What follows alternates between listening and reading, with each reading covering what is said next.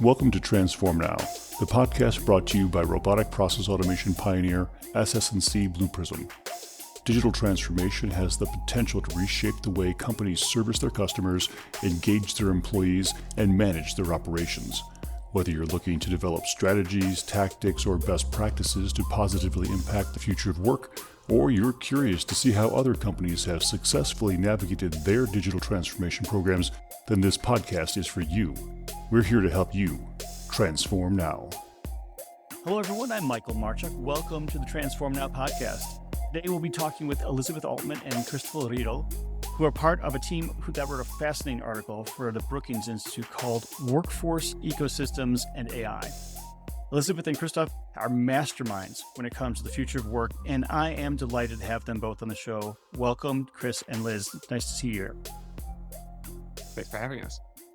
Thanks very much for having us. Awesome. So I didn't give you much of an introduction because I want you to introduce yourself, because there's a lot that you guys have done, and I would never be able to do it justice. So Chris, would you start us off and tell us a little bit more about yourself, your background, and what got you starting to think about the future of work? Sure. I'm professor for information systems at Northeastern's the McKim School of Business. And there I actually have a joint appointment with the College of Computer Sciences, Curry College of Computer Sciences. And I actually do have a technical background, so this whole work on AI came very natural to me. And over the last couple of years, I've done a lot of research on AI and future of work more generally, remote work, and how we can bring people together and solve tasks and teams and large collectives. And that's shifting more and more towards how we do that together with AI. Thank you. And Elizabeth? Great, thanks. Again, pleasure to be here. Thanks so much for having us. I'm Liz Altman. I'm an associate professor of management at the Manning School of Business at the University of Massachusetts Lowell. I'm also guest editor for the Future of the Workforce at MIT Sloan Management Review. In terms of how I also, although I'm a business school professor, happen to have 2 engineering degrees, so come at this from a technical perspective as well, combined with thinking about strategy and business. And you asked how we came to think about future of work and future of work topics. I received an email from David Kieran, our third co-author and actually the lead author on this piece that we wrote for Brookings, literally, I think the first or second week of March 2020, before any of us knew where things were about to go. And the email, David, if anyone's on an MIT Sloan Management Review email list, you may have received email from David, usually asking you to complete a survey for their research. So this email that I received from David started with, "This is not spam. I know who you are. I know your advisor," and dropped my advisor's name so that I would believe him. "And we're interested in talking with you. Would you like to talk about being guest editor?" So he said, "Can we talk?" I said, "Sure." And we said, so I, of course, did a little bit of homework and did reading about their research that they had been doing jointly with Deloitte for many years at that point, originally on digital transformation and then on future of work. And I said, "I'm honored, I'm thrilled to be having this conversation. But the reality is, as I look at your work, most of it is focused and centered within an organization. It's very HR centric. It's about how to think differently about employees. And while I think it's really cutting edge, fabulous work, it's not what I do. I really do platforms and ecosystems. And I think a lot about how organizations go outside their own boundaries and how they interact with other organizations. And though it's a pleasure to chat with you, I really think this is a bad match. And essentially, no, thank you. Or maybe we shouldn't do this." And David said, and I think very insightfully, he and the Deloitte team had decided that future of work was actually about going outside of one's organization. And so he said, "No, we know exactly what you do. We know that you do research on platforms and ecosystems. We know that though you've taught HR, you don't really research HR. And that's okay. That's exactly why we want to talk with you." And so that's how I ended up being pulled into, and now thrilled that I was, thinking about the future of work and bringing a platforms and ecosystems perspective to future of work topics. Thank you for the introduction. That's a great way of kind of positioning yourself, as well as an interesting story of itself and how you got involved with that group. So that's fantastic. Thank you for doing that. With this article, you guys post some really interesting ideas, but I want to start out with a fundamental foundation, which you build on, which is this whole concept of workforce ecosystem. And you mentioned it just a moment ago. Can you tell us what it is and why it actually matters? Sure. Yes. So I'll just continue the story. So we said, yes, we should work together. And then I was able to meet colleagues at Deloitte who were sponsoring and collaborating on the research. And we decided to, since I was a new guest editor, have a number of expansive thinking, brainstorming meetings. And in the process of doing so, we started talking about different topics. What's the role of strategy? What's the role of technology? Organizational factors? How are we thinking about this? And actually, at one point, I meant to say, this is really about organizational ecosystems. But since we were talking about the future of the workforce, I actually erroneously said, well, this is really about workforce ecosystems. And I said, organizational ecosystems. And they said, actually, workforce ecosystems. And then we started, because I had stumbled over it, we then started playing with this idea. We had incredible access to interview people because it was Deloitte and MIT and some people I knew from my previous work at Motorola and elsewhere. And we started asking people this question. If we're studying the future of the workforce, like you said, let's get to some foundational. We say, let's talk about what do we mean by workforce? When I say workforce, what do you think of? And to a person, and these were people like the head of HR for Walmart, the head of consumer businesses for Amazon, 2 generals in the US Army, someone for the Mayo Clinic, NASA, people involved in very significant organizations. What do you mean by workforce? And everybody said, this is a very interesting question. We were just talking about this morning, or it's very complex. And we realized that the term workforce and the notion of a workforce is pretty dramatically changing.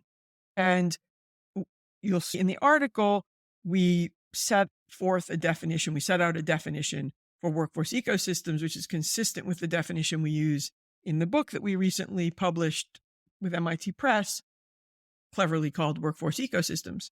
So the definition is a structure encompasses actors from within the organization and beyond, working to create value for an organization. Within the ecosystem, actors work towards individual and collective goals with interdependencies and complementarities among the participants. So without taking too much more time on it, basically what this says is workforces used to primarily be permanent employees, full-time or part-time. Today, the numbers that we're seeing are between 30 and 50% are employees, and then between 30 and 50% of contingent workers of some sort, or an extended workforce. And relevant for this conversation, we include in that technologies. So AI-powered systems, robotics, all comes in that external, extended set of the workforce. And so we think about workforces now as an ecosystem that have both internal and external participants, again, all working towards collective goals. So what's interesting about what you described as an actor doing something, 2 things came to mind. One involves action, the participation, the actual doing of the work, but also the role play that an actor, if you think of someone in Hollywood, is doing. These are roles that are producing work, which then could be assigned to any one of the mix then of that ecosystem, depending on the role that they're playing, perhaps at that time. And perhaps that could even switch throughout your engagement with the organization. So I thought that's a very interesting word choice that you had. How did that come about in terms of actor, in terms of identifying that? So 2 things. I'll answer that and then go back to your point about assigning work. And I think we can get to it a little bit later as well. So first of all, I think within academia, and maybe it's more in, I'm not sure if it's organizational behavior or strategy, but we often talk about actors, right? Because it's not always an individual. Sometimes it's an organization. It's different types of entities. So we, I guess, It's We just as use a the natural we, word. we just use the word I don't know, It's Chris. part of the In your lingo. work, we just use actors the same way we use the word firm for companies or businesses. We just use actors. But of course, you can imagine we had a lot of debates and fun conversations about this. We kept using the word. We used the word actor because, as you say, so it's not only individuals, it is individuals and organizations. And that was the first leap, that this is not only about just people, it's about groups of people. It's often about, say, app developers and partners, professional service firms. There are other groups that should be included when you have a workforce discussion. And then we took it one step further and said, not only that, it's not always humans of any sort. It is these technologies. And as you say, actors play a role, and we can talk more about. It's a longer tangent that we won't go on, but we developed this index called an orchestration index, workforce ecosystem orchestration index, again, rolls right off your tongue.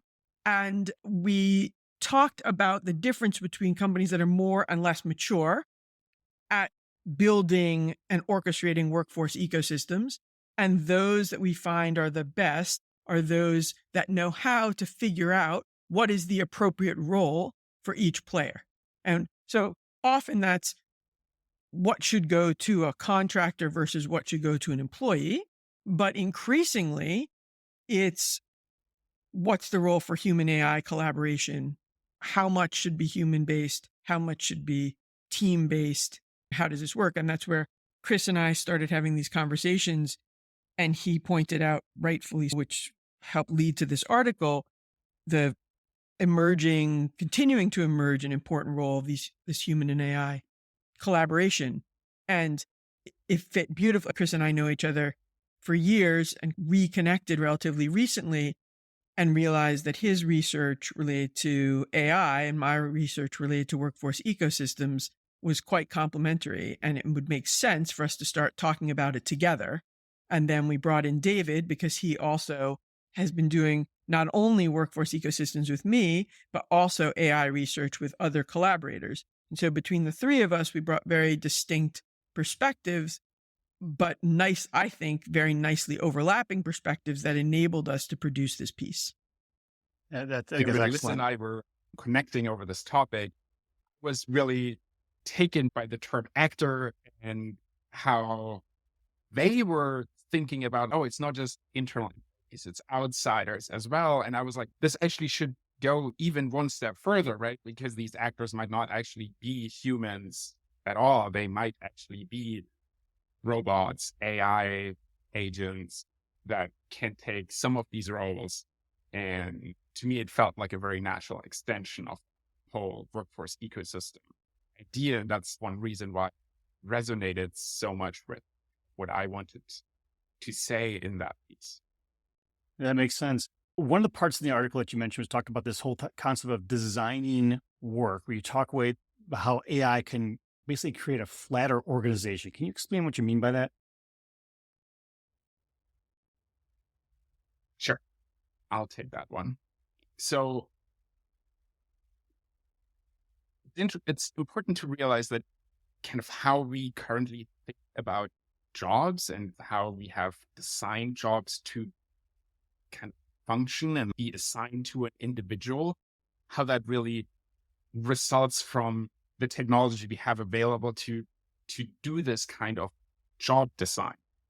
And what we think is going to happen with the increasing use of AI is that not just will the tasks that humans do change, but how we assign these tasks in the first place.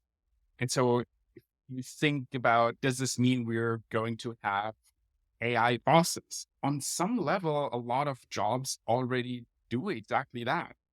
If you are a driver for Uber, for example, then AI will tell you exactly what your next task is. It will say, go to this street corner and pick up this person because they want to go to the airport. And then it actually micromanages the specific steps that you need to do to complete that task. Namely, it will give you GPS directions to drive to the airport. And not only that, it does actually set the wage that you receive for that task. Right? There's a search price algorithm that uses sophisticated AI to predict the current supply of drivers and the demand of riders, and based on those predicts how much this task that you're completing right now is worth. And so it's not too far-fetched to think of AI bosses. The same is true if you think about workers in, say, an Amazon warehouse, right? Everything is AI predicted and scheduled of which items to pick and what routes to walk through the warehouse to optimize efficiency and reduce wear and tear and all these things. And so on the one hand, it sounds ridiculous that we would have AI bosses, but when you think about it, it's already here. But in our piece, we actually go a step further or have a slightly different angle, which is that it's not just, that the fact that we have AI available now and continue to make rapid developments in AI, this will more and more change how we design these jobs, right? A system like Uber, where you can decide to be an Uber driver for 10 minutes and drive someone somewhere, that wouldn't be possible without the AI system to actually compute and predict the scheduling and assign you that task. In the past, the only way to make such a task work was by embedding it in this bigger role of like, you are a taxi driver and you start your shift at 8 a.m. and then you sit at this corner and then the dispatcher will call you and assign you a task. And so if you apply this lens of like how AI helped companies like Uber and Lyft to completely redesign what that task was, that can and will happen in all kinds of other industries and other jobs as well. And that's what we mean by AI will affect the design for. Interesting. We've all heard about potential biases from training AI on specific data sets. How could this affect the way that candidates are evaluated for specific roles, or in this case, the actors that they are doing? So could it be more fair or could it be less fair? And what are your thoughts on that? AI safety and bias in AI is a hugely important topic that is actually luckily being very heavily researched, but we need more work on that. There's kind of two main angles in which bias can infiltrate into AI systems. The first one is through training data. So most of the AI systems we have today are in some way or another built on this technology, which is called neural networks. And neural networks just need tons and tons of training data to work really well. So what training data you select to go into that training and what potential biases are already embedded in that training data, that will affect what biases the AI might ultimately exhibit itself. So if you are, say, an engineering company and you have historically mostly hired male engineers, and now you have a data set of these are all the candidates that we looked at, and these are all the candidates that we ended up hiring, that now constitutes your training data set for the AI, and the AI will learn when you ask it to predict who is going to be successfully hired, it will learn the same pattern that is in the training data. If you historically didn't hire many women, then it will not predict that this female candidate is likely to be hired. So in that sense, the bias that the AI might have is really just an extension of the biases that may or may not have been present in any of the training. That's one angle of how AI can be biased. The other angle is these AI systems are designed and built by people, and these people have backgrounds, experiences that will just shape both how they do their jobs and how solve problems, but it also affects what problems they even think about in the first place. And so while it's very natural to say, can we build an AI system that makes our HR processes more efficient and predict who we should offer an interview to, that comes out of the experiences and the jobs and the companies that are currently developing these AI systems. And you could imagine that other people with different backgrounds in different environments might be thinking about completely different AI uses, right? So think of low wage farmer, single mom in Africa. Like, what AI uses would she imagine? Like, maybe she would think of like, how can we make AI diagnostic for health issues accessible to low income workers who live in rural areas very far away from hospitals. And so it's just a matter of fact that different people think about different things. And if the only AI systems that we have come out of a small set of firms from one specific state in the country that's backed by venture capital, like there's different ideas coming out of that's just going. Not just one specific state, but let's say San Francisco, California, one specific city, right? It's tends to be a heavy bias there just from the location of many of these companies. I want to go back to one thing though. What about you get to the concept of an AI as a boss and you reinforce that learning with machine learning for the people that it manages? Do you think that would lead to more fairness in terms of compensation and or reward systems for those workers who have demonstrated their abilities because the AI continues to provide them and has shown with machine learning that over time, this particular employee is extremely efficient and good at what they do versus this other employee, which may not be as efficient? Could that lead to the management structure, even of your compensation structure being different then? Yeah, obviously. Absolutely. And I mean, this not only applies to AI systems, right? Like anytime we build any type of technological system that has some kind of goals embedded in it. If you think about Facebook as like a platform to share news and social network interactions, these firms, for example, run a lot of A/B testing experiments to optimize how that system works. And one of the goals that have been input into the thing that they want to optimize for is people spending more time on the platform, generating more clicks. And so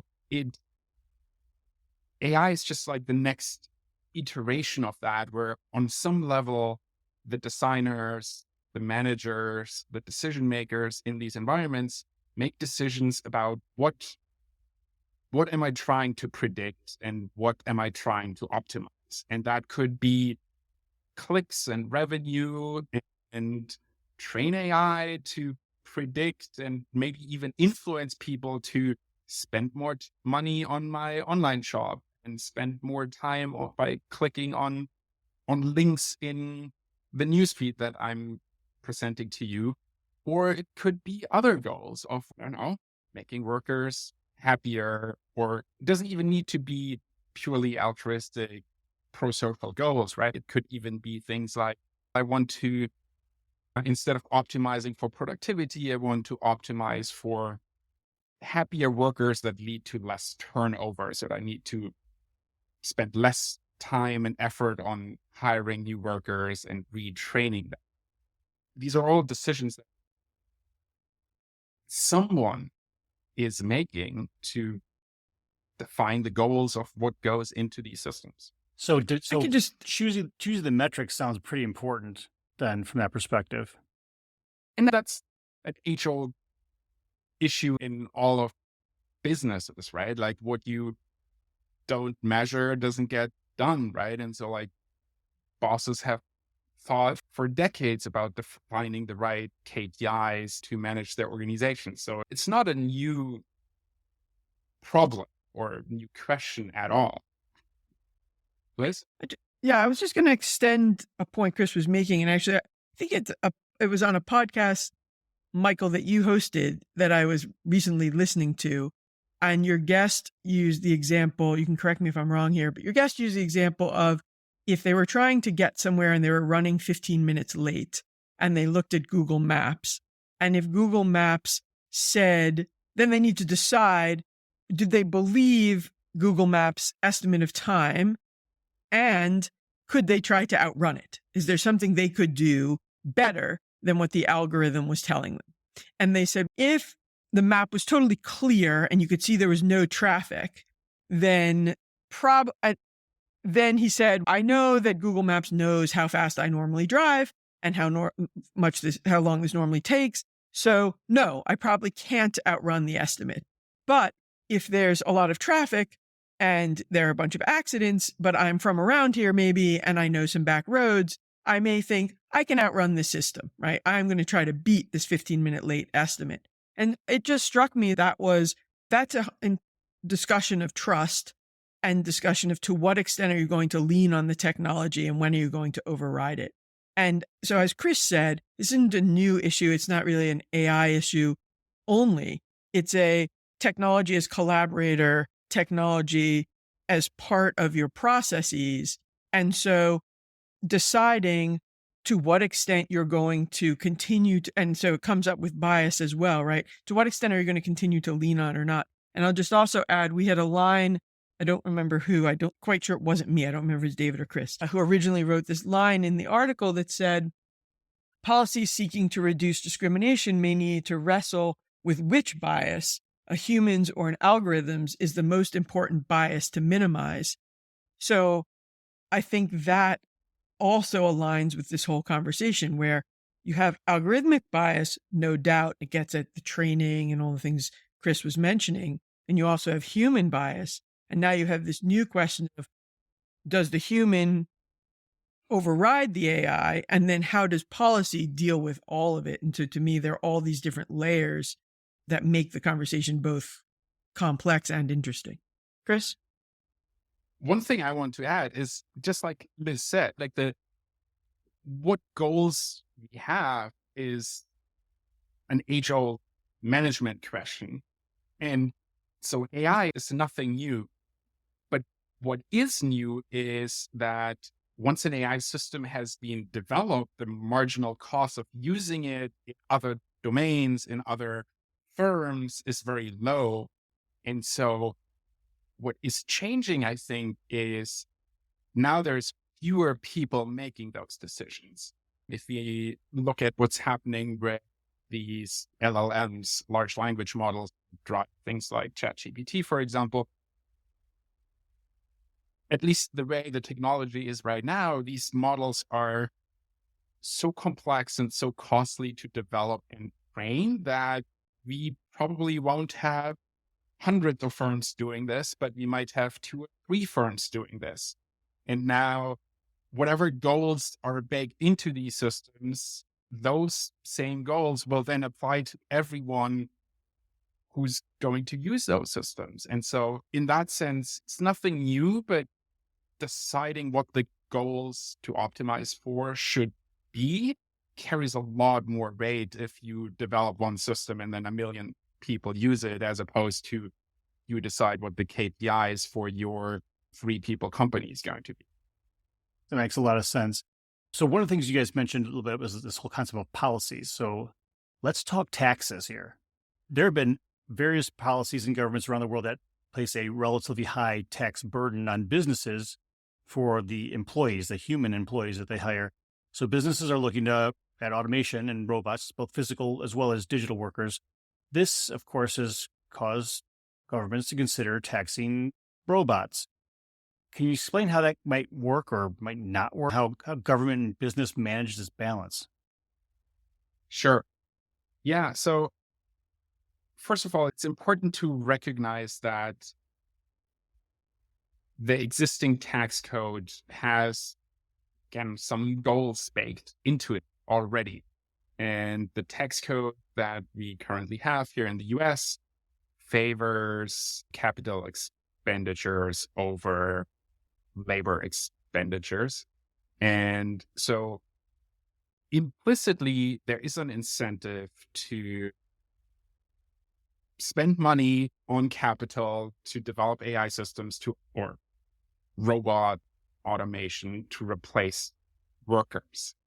So the natural or like the intuitive sense then could be, what if we put a tax on robots? Would that work? Or why would that work? There's kind of two thoughts why that could work. If there's a tax on robots that replace workers and we put a tax on it, that might disincentivize doing so and making that capital expenditure and keeping workers around. And the other one would be, if you decide to automate despite the tax, then at least now you're generating tax revenue with that tax. And that tax could then, or tax revenue could then be used to support the workers lose their job through that automation by either paying the unemployment fees or investing in kind of retraining efforts, say. There is a sense in at least the academic community that this is likely not going to work. A couple of reasons why it's probably not going to work. The first one, and that's throughout our piece, the notion that robots are just simply going to replace workers is probably a bit overstated. Instead of just replacing workers, what's more likely going to happen is that robots and other digital assistants are going to augment workers rather than fully replacing them. And so if you tax purely the replacement, there might not be much replacement happening. And so the robot tax wouldn't work in that sense. Another angle is that research shows that firms do automate tend to be more profitable, more productive firms to begin with. And that's a good thing. Like, we don't want to punish firms that are doing well. And in particular, because often then the workers that remain in these highly automated industries, they are very productive in very stable jobs. And so that's a good thing that has possible benefits for consumer welfare too, right? Like more automation might lead to cheaper products. And so it's not actually clear that automation is like a bad thing that you want to punish or disincentivize in some. And then also there's the purely practical issue. If you introduce something like a robot tax, you need to define what you actually mean by a robot, right? And that's a pretty slippery slope, right? Problems with it, right? And it might be very hard to define, and it might also be easier to define in some industries than in others, right? Like a robot that flips a burger, it might be very clear what you mean by that robot, but what about an AI assistant that helps a lawyer write more or write briefs faster? Is that the same kind of robot? And once you would get into the practicalities of how would you define robot, it also becomes very clear that then you open up all kinds of loopholes and incentivize avoidance strategies of, if this gets counted as a robot, then we need to stop slightly short of that. And so it's not clear that it would actually work.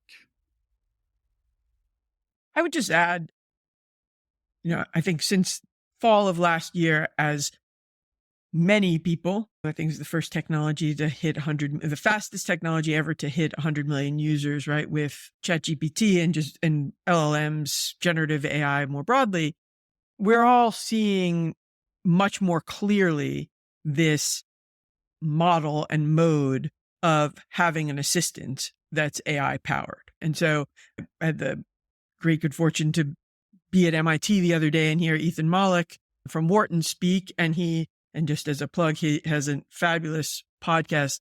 He has one, and Kareem Lakhani has one on the basics of some of this. And I think it was he who said, you should just assume you now have the equivalent of a staff of 10 people who work for you. And I thought it was just a great mental model of saying, and I think maybe Microsoft that's using the co-pilot metaphor, right? And so this notion that you're still the pilot, but you have a very skilled, well-trained, helpful co-pilot to provide input.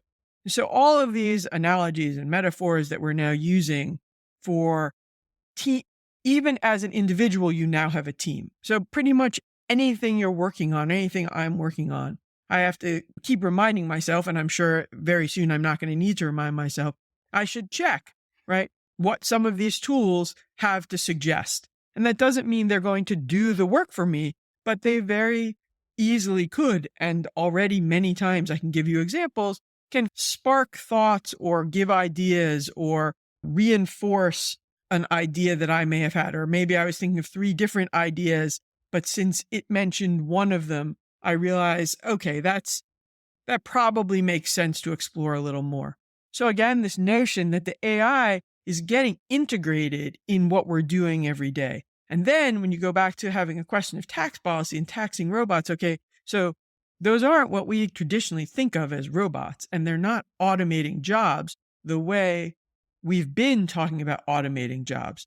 They're enhancing our ability to do our jobs, right? And that's, of course, not true of all jobs. And you get into all of these conversations. But again, if you look at the numbers and you look at the applicability of these models, and the other line I loved that I recently heard someone say was, the AI used today is the worst AI you will ever use, the worst AI that you will ever use. And that's true of a lot of things, but it just, again, reminds us of how fast these things are evolving and how creative people are getting with using the tools, specifically when they're coupling the tools with other tools. So I like this metaphor of thinking of AI and ChatGPT like you have now access to a staff of 10. I like that metaphor a lot because I think it really captures in an intuitive way what these systems are capable of. And just like Liz said, it's probably the first system that we'll ever use going forward. Yeah, that makes a lot of sense with the pace of technology change.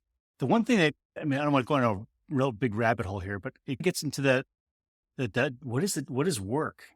When we start looking at the things and what are jobs, because in fact, you look at the activities that people have done over time that have been replaced by machines, those jobs of the past are no longer jobs anymore because the tasks that were accomplished during the work of those people have now been either split into multiple activities. Some are done by machine and others are done by people or whatnot. How will we be able to define some of to split the objectives into pieces and call them work and assign them to jobs if in fact we have this sort of amorphous viewpoint of a hybrid workforce ecosystem thing? I hope I didn't ask that question in the worst possible way, but it makes sense in my mind. No, I think it's great. So I think I think there are a few different kind of answers to this and discussion points we can bring out. If you talk to people who think a lot about workforce transformation, so like my colleagues at Deloitte and some others who have written books recently for MIT Press, there's an increasing notion or discussion about what is a job, right? And the difference between a role and a job. Skills-based we're talking a lot about skills-based work. We're talking a lot about much more about project-based, people being hired for specific tasks and specific roles. And that could be internal, right? So there's a lot of great work being done on internal marketplaces. One of the co-authors of the book that I wrote with David Kieran and Jeff Schwartz and Robin Jones, Jeff works for a company called Gloat, that does talent marketplaces. And I mention it because I've learned a lot from him and from learning more about these tools and platforms that are allowing people to have very specific project-based engagements. Now, that's true of, it could be employees who are in a situation where they move around the organization much more easily, where they can do the notion of people taking a job and staying in a job for a couple of years, having annual performance reviews. That's really moving away, especially in the most forward-thinking firms, right?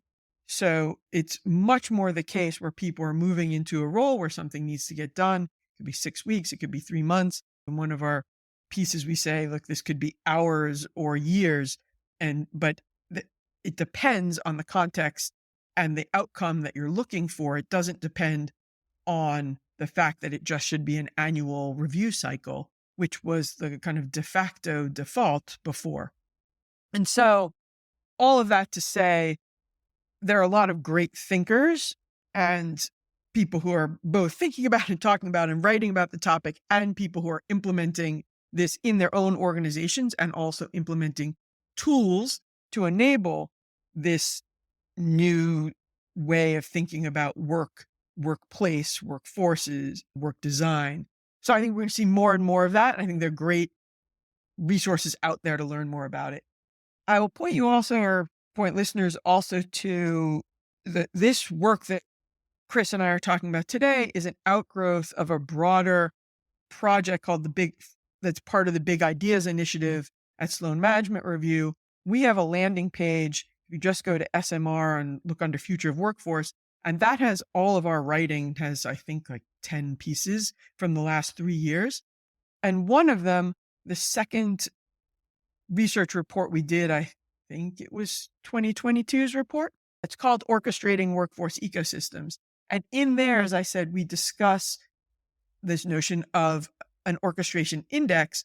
And one of the points that we make is that companies or organizations that are good at workforce ecosystems and orchestrating workforce ecosystems are also good at figuring out who should be doing what, basically. And the who, in the context of the conversation we're having today, could be AI itself, or, as we talk about in the article, AI as a peer, AI as a manager, any of these configurations, right? And we say, and I just pulled it up and I was looking at, intentional orchestrators are more likely to have leadership, and we should talk for a second about leadership, that understands how to allocate work. And we wrote for internal and external workers, and this shows you the difference, right? We only wrote this less than a year ago. And today, I would say internal, external workers and technologies. So it was implied there because we talk about technologies in the piece, but I think it's becoming more and more salient that this clearly is about allocating work, internal, external, and technologies. And I would just hope that also people tend to now jump to technology versus employee. And I hope we have all three, right? So internal workers, contingent workers, and other types of extended workforce, and technologies. And again, I think the best companies will be very intentional about and very thoughtful about kind of what or whom should be doing what, when, where, all of those conversations in a much more holistic, integrated way. I had a question then. What happens to the HR departments? Do they become something else? Yes, this is a great question. So again, we see the best firms, the best leaders already making this transition. And you'll see a lot of companies, for example, now having titles such as Chief of People and Culture. The term HR in many cases is falling out of favor. And I think that will continue to evolve because people and culture, again, doesn't fully incorporate now this notion of a team of helpers that are AI enabled. But I do think, and we talk about this in the book a little bit, that there are different models and different modes depending on how leaders want to do it what they think is best, different industries, etc. But HR can take a lead role, or what was traditionally HR, in some cases takes a lead role. In some cases, we just wrote a little piece about Cisco, and they have a very highly functioning, as far as we can tell, cross-functional steering committee. And because in many organizations, most organizations that have many contractors, as an example, those contractors are often governed through the procurement organization. And so you end up with procurement being responsible. And when contractors were, say, 5% of the business, that's one thing. But when you talk to, for example, Novartis, and they have 100,000 employees and 50,000 contingent workers, and HR doesn't really traditionally touch the contingent workers, then what you're saying is HR really isn't involved with a third of the workers who are contributing to your outcomes. So that's maybe an oversimplification, but just to think about the numbers and how this works. And so it is a real ongoing, very current question of jurisdiction and who is responsible for these different elements of the workforce. Some managers we interviewed talked about as a hot potato, where it's like, who actually is responsible for this? Why is procurement responsible for all of these people? Somebody said our systems were actually set up to procure pencils, but somehow now we're procuring people, which is, of course, again, not really the right wording on it, but it's not so far from the truth in terms of how this is really playing itself out. So I think there's a lot to be said for rethinking these decisions and the organizational design around it. I will also say we believe, again, in the best cases, it's really at the C-suite level. It's a top management team question, because it very quickly becomes very cross-functional, right? Which is what makes it strategic, right? It's about finance, it's about technology, it's about all of these topic areas that HR touches, but go well beyond what is a traditional HR function. And finally, I would say, go ahead. No, I was going to say business strategy. So I'm a strategy professor. Business strategy also is changing and highly affected by this. Usually, traditionally, we do business strategy. Chris talked a lot about goals, thinking about outcomes, right? Normally, we think about goals and outcomes, and then we figure out who we should hire to accomplish them. Now, much more people are thinking about the capabilities they have access to, whether they're technology-based, external workers, or permanent employees, or, as we say, much more likely some combination of all these. Given that access to those capabilities, what does that mean for business strategy? That's a much more modern, we think, more effective way to think about these questions. And that might just add, in addition to thinking like who is making these decisions, I think we're also underestimating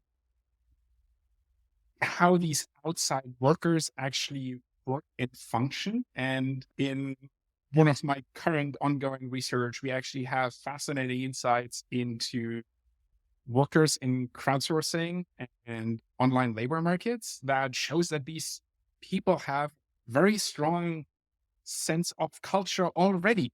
Yes, they are distributed globally and they never interact with each other in person or even at all, but they feel a very strong sense of belonging to the same ecosystem, and they might identify with, yes, I'm a worker on this platform, I'm an Uber driver. And so just because you don't have an HR department that kind of tries to establish a culture, there is a culture already in place, whether you like it or not, whether this suits your business goals or not. Whenever there's people interacting with each other, there's going to be culture and norms and social influence, and it needs to be managed. So my question, Liz, back to you. With the comments you made was about the management needs to be able to do this, and it's a more modern way of thinking about the resources they have at hand, including some technology resources and capabilities. How much influence do you think that message has had in what I would consider traditional organizations. So organizations that have been around for 50 plus years, and there's a whole lot of those, right? Is Sure. this something those management teams are taking to heart, or are they still learning? So I think there's huge variability, as there always is in these topics in terms of adoption. But I think you would be surprised how much some of these ideas are infiltrating what you would consider very traditional organizations. So I'll give you NASA as an example. It's a government, or basically a government organization, that we would think of as highly bureaucratic. And yet some of the greatest thinking around this is by some of the managers in NASA who are implementing, as Chris mentioned, crowdsourcing, open innovation, thinking about workforces in a much more ecosystemic way. So what you're saying is it actually does take a rocket scientist. Exactly. That's exactly right. So speaking of rocket scientists or jet fighter pilots or others like that, I had a conversation the other day with an Air Force general. She's going to be speaking at a conference that I co-chair at UMass Lowell on women's leadership. And we were going through the questions that I am going to talk with her about during our keynote speech on June 21st. And I was looking at kind of the list from last year, and I said, and I'm sitting in her office, she's in uniform, I'm on an Air Force base, and we're having this conversation. And I said, there's a question here about hybrid or remote work, but we don't really need to talk about that if you don't want to, because I'm thinking on a base, like I'm sure they're here all the time. And she said, oh no, I'm happy to talk about it. I work from home 2 days a week. And I was like, wait, what? And so she said, oh no, this is a very pertinent conversation. I think balance is super important. I'm much more effective doing it this way. I deal with people all over the world. All of the discussions that I could be having, the discussion points with an entrepreneur or a tech executive, I was having with a military leader. And similarly, in our research, I interviewed General Beagle and General Clark, both of the U.S. Army, and they have informed my thinking greatly about how workforce ecosystems particularly work. This isn't as much about AI, but if you think about military exercises these days, they are almost always cross-organizational in some way, right? They're joint in some way or cross-organizational. They involve civilians and military. They often involve local people or local ministries or local police or local government. And so military leaders have had to learn how to manage in these much more complex, much more diverse ecosystemic kind of contexts. And I think there's a lot for us to learn from them. So I've been surprised, and this goes back to the beginning of the discussion. I wasn't sure when I first started interviewing people and saying, how do you define your workforce, if they were going to think that was a ridiculous question. Like, I asked the question and prayed. I just asked the question to see what would happen, and was shocked in the beginning, the extent to which people said, oh, it's much more complex today than it's ever been, or, oh, it's changing, or I'm so glad you asked that question because we've been thinking a lot about this. So I think leaders across industries and across more traditional hierarchical command and control types of organization, and also newer platform organizations. I've also spoken to organizations that were born as platform, digitally based organizations, are thinking much more about who is doing the work, what is doing the work, again, where, when, how, and what does that mean then for management practices, for leadership, for all of these conversations we've been having, let alone, and this is why it was so much fun to write this paper with Chris and David for Brookings,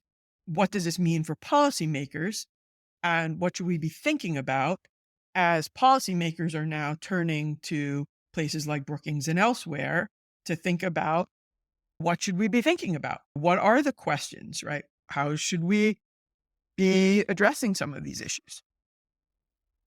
And you brought it all the way around again. Thank you for doing that. That was fantastic. I wanted to thank you both of you for this conversation. It's been very deep in terms of the thought processes that you guys are bringing forward, but also in terms of the topics that we touched. These are pretty personal as we look at workforces and jobs and how our roles are going to be changing in the future. So I want to say thank you again for the writings that you guys have both done to be able to contribute to the thoughts on this that others can start processing on their own time, but also for the conversation today in which you elaborated on these things and maybe brought out some others that really will help people think about things differently. So thank you so much for joining me today. Thank you, Michael. It's been a great pleasure. Yes, thank you so much for having us. I really appreciate it. Thanks for tuning in to Transform Now. For more insightful discussions on digital transformation and more, check out our podcast channel where you'll find all of our previous episodes. And to make sure you never miss an episode, subscribe to the show on your favorite podcast player. And if you like what you've heard, please leave us a review. For more information about digital transformation and the future of work, check out blueprism.com to learn how SS&C Blue Prism's digital workforce is enabling enterprise transformation now.